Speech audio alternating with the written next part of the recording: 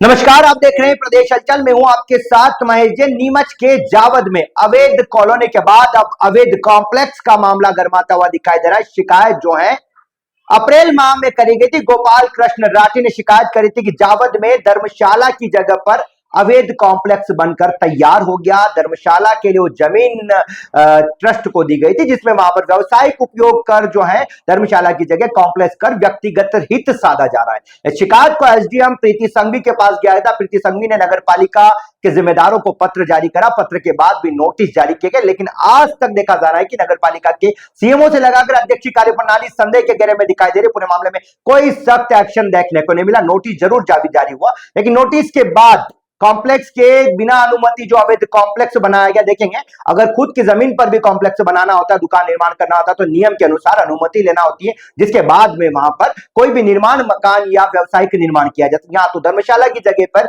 पूरा कॉम्प्लेक्स तान दिया गया। वे बता दें कि इस कॉम्प्लेक्स एक दुकान की ओपनिंग में तो भाजपा समर्पित लोग खुद गए थे। ऐसे में उनकी कार्यप्रणाली पर भी सवाल खड़े होते हैं कि जब कॉम्प्लेक्स अवैध है, उसका निर्माण हो रहा है, ऐसे में नगर पालिका के जिम्मेदार किस तरीके से अनजान बनकर बैठे। कहीं ऐसा तो नहीं उन सबकी मिली भगत इन पूरे मामले में हो। हालांकि पूरे मामले में अप्रैल माह में एसडीएम प्रीति संघवी ने नोटिस जारी करा, पूरे मामले में जवाब मांगा था, लेकिन आज तक कछुए की जाल से नगर पालिका के सीएमओ जगजीवन शर्मा और नगर पालिका अध्यक्ष सोहन माली की कार्यप्रणाली देखी जा रही है। पूरे मामले में हालांकि आज जब उनसे बातचीत करी गई, मुंद्रा कॉम्प्लेक्स जो है प्राइवेट ट्रस्ट जो है उसको लेकर शिकायत जो प्राप्त हुई थी, वहां पर व्यवसायिक कॉम्प्लेक्स बना दिया, दुकानों का निर्माण किया गया, उसको लेकर क्या कुछ कहना है, तो दोनों का एक ही रटा रटाया जवाब दिखाई दिया कि बिना अनुमति दुकानें बनाई गई है। पूरे मामले में नोटिस जारी किया गया था, नोटिस का संतुष्टिपरक जवाब नहीं आया, आगे कार्रवाई की जा रही है। हालांकि उन्होंने कहा है कि पूरे मामले में आगामी दिनों में सख्त एक्शन देखने को मिलेगा। ऐसे में देखना यह होगा। चलिए सुनाते हैं पहले सीएम और अध्यक्ष का क्या कुछ कहना है। उसमें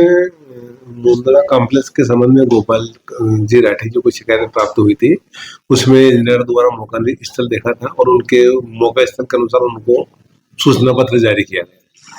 सूचना पत्र जारी के बाद उनका जवाब आया है, वो जवाब संतोषपूर्वक नहीं है, तो इंजीनियर को पुनः वैधानिक कार्रवाई और वहाँ मौका स्थल का जो पंचनामा तैयार कर वापस रिपोर्ट प्रस्तुत करने के आदेश दिए हैं, और वो 1-2 दिन में जब भी इसकी हो जाएगी उसकी अग्रिम कार्रवाई जो भी वैधानिक कार्रवाई होगी वो की जाएगी नगर पालिका द्वारा। नगर पालिका से कोई अनुमति दी कॉम्प्लेक्स? नगर पालिका द्वारा किसी प्रकार की कोई अनुमति जारी नहीं की। ये इस कॉम्प्लेक्स की आप कह रहे हैं, इसकी उसमें हमने उसको नोटिस जारी किया था, उसका जवाब आया, पर जवाब संतोषजनक नहीं मिला।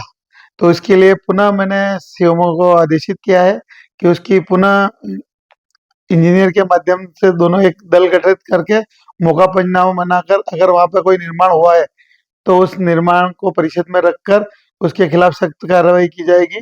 ये हमारा है, क्योंकि नगर में कोई भी निर्माण होता है तो उसकी अनुमति ली जाती है। अगर ये शासकीय जमीन है तो उसकी अनुमति नहीं ली गई है और उसकी मत परिवर्तन की गई है, तो उसके खिलाफ सख्त से सख्त कार्रवाई परिषद के माध्यम से की जाएगी। क्या कुछ है?